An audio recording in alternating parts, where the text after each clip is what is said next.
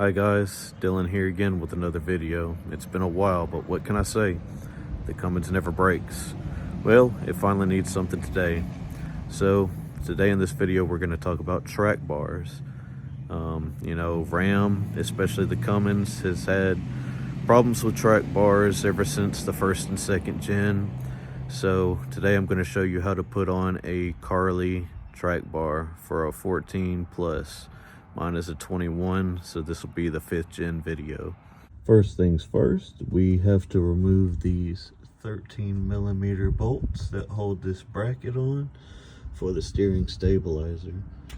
And then we're going to take and remove this bolt, which is an 18, from the bracket. Okay, once you get the bracket on, you want to put the stabilizer back in. It is a 5/16 hex you want to use as a holdback, and that nut right there, torque it to 35 foot-pounds. The two bracket bolts that are 13s, you want to torque that to 20 foot-pounds. Up next are the bolts that hold the actual track bar in. They are 1/16. I would strongly advise just using leg power and a 1/2-inch socket wrench.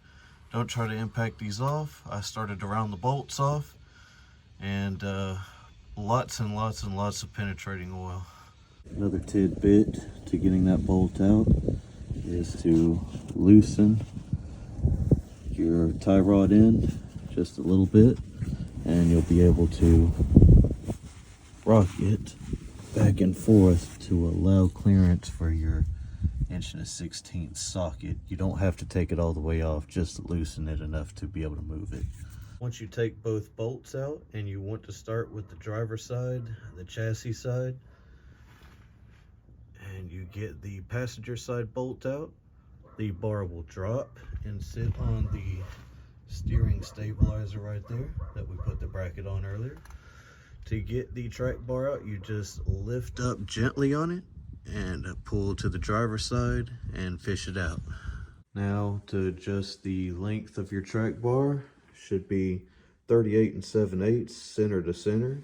Now, once you adjust your length, what you have to do is make sure that both your bushing over here and your heim joint are both reading the same level, so that when you put it back on, they should be facing the same direction.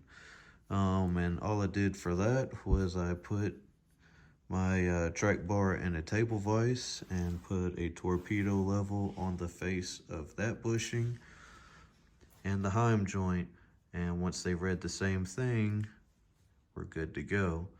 Also note that before you torque this jam nut, you want to put red Loctite pretty liberally on the threads of this.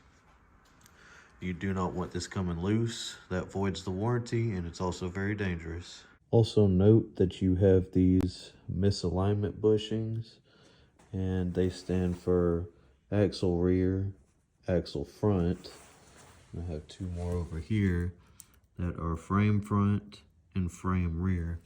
But what that means is over here on the axle side, we're going to put the axle front in front of this heim joint, and axle rear is going to go in the back side of the heim joint, just like so, and then the bolt goes through there, and same for the frame side.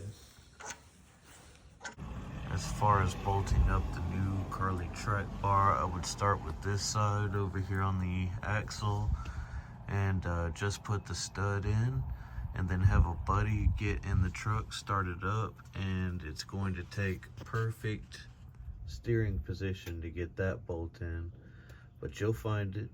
And once you have both studs in, to get the flag nut on, I was able to get a pair of needle nose pliers, and grabbed the flag nut from that little flange thing right there and fished it up in there and got it on the head of the bolt, and was able to tighten that down.